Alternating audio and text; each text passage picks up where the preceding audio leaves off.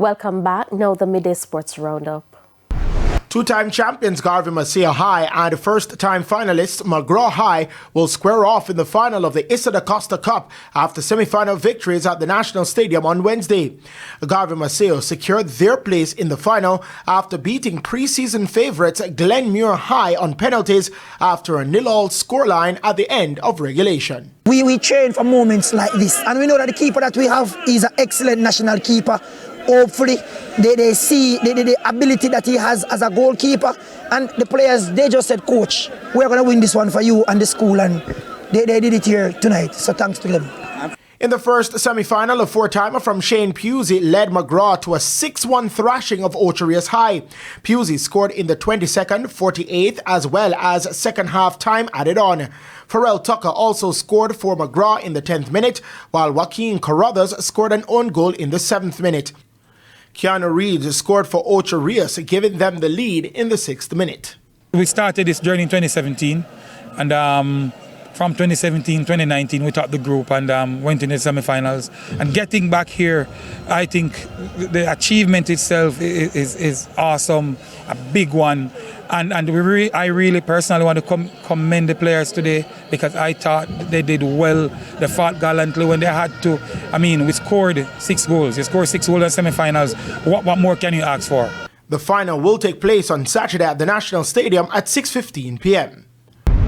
Chairman of the RJR Gleaner Sports Foundation, Gary Allen, responded to questions about the omission of 2 names from the list of female nominees for the major accolade. Reggae Girls captain Khadijah Bunny Shaw and veteran Sunshine Girls goal shooter Ramelda Aiken-George, who won the grand final MVP award in the Suncorp Super Netball League, the top league in the world. And that's not the only thing that is up for review.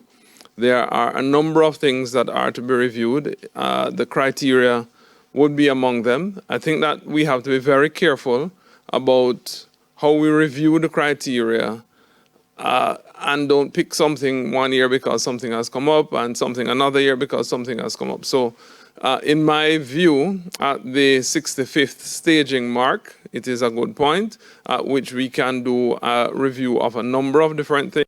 There were nominee categories including the People's Choice, which include performances by Rashid Broadbell, Akira Nugent, Khadijah Shaw, Rajay Stoner, Kishane Thompson, and Arnett Gardens midfielder Shavani Willis. The awards gala is set for Friday, January 17 at the Jamaica Pegasus Hotel. And finally, fast bowler Jaden Seals remains the highest-ranked West Indies player in the latest ICC men's test bowling rankings at number 12. This after he finished with 10 wickets in the drawn 2-test series against Bangladesh.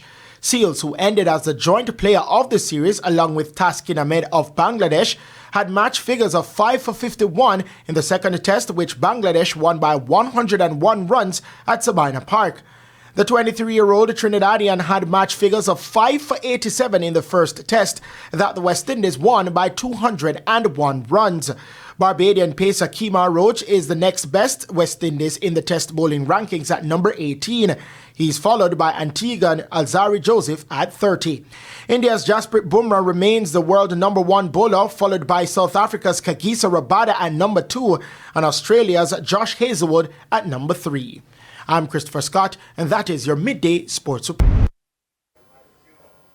Thank you, Christopher. And that's the Midday News. I'm Shamela Pullen. Join us at 7 for Primetime News. On behalf of the news, sports, and production teams, good afternoon.